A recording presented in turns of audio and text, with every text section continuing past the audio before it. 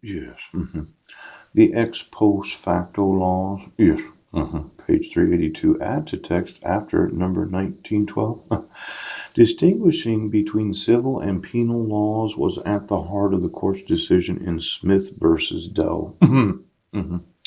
Upholding application of Alaska's Megan's Law to sex offenders who were convicted before the law's enactment. The law requires released sex offenders to register with local police and also provides for public notification via the internet. The court accords considerable deference to legislative intent. If the legislature's purpose was to enact a civil regulatory scheme, then the law can be ex post facto only if there is the clearest proof of punitive effect. However, the court determined the legislative intent was civil and non-punitive to promote public safety by protecting the public from sex offenders. Oh.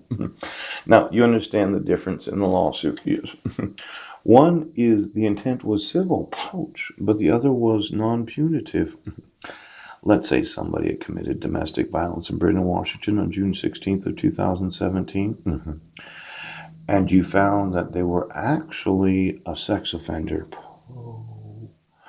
And you decided you weren't going to protect children, so you're not going to protect the public from sex offenders or violent offenders that have documented some sort of domestic violence. Yes. It would be in violation of the non-punitive public safety to not promote the investigation of each and every crime so as to protect the safety of the public and children. Yes. Now I'm thinking, okay, I can use Smith versus Doe when I sue each and every police department because I will.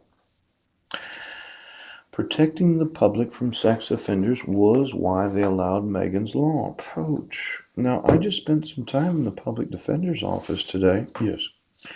And I continue to say, well, the protected person didn't sign this. Yes. And this signature is not the same as the other signature. Ooch, ooch, ooch. The petitioner didn't sign this. Yes. And that signature, is not the same as this signature. Oh. This state's court seal was used under duress that I had a weapon. But who was it that signed this? Pooch. And why was it that the state court seal was used? Ooch, ooch, ooch. Now, this non-punitive effect of protecting the public, yes.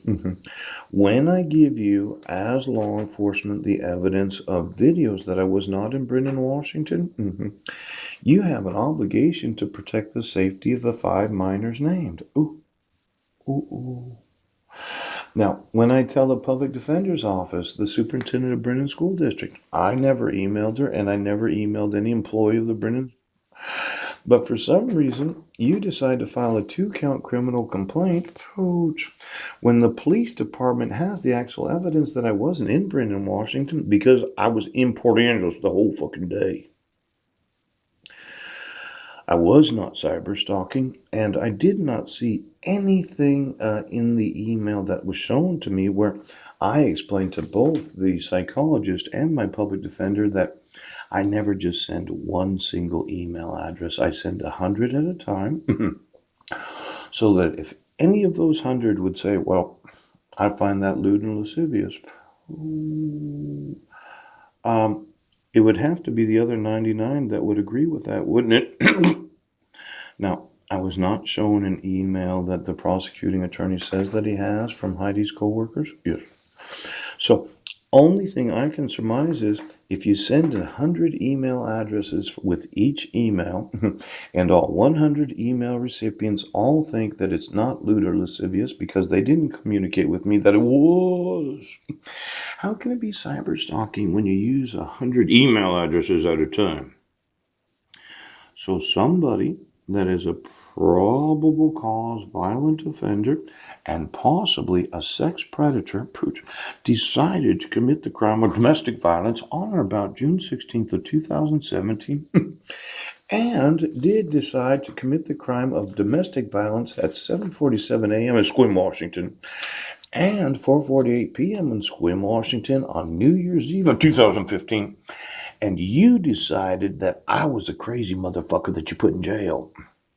Now, to protect the public for the safety of children from sex offenders and domestic violence and violent offenders, law enforcement was obligated to find out who the fuck committed the crime. Again, it's going to be a multi-billion-dollar lawsuit.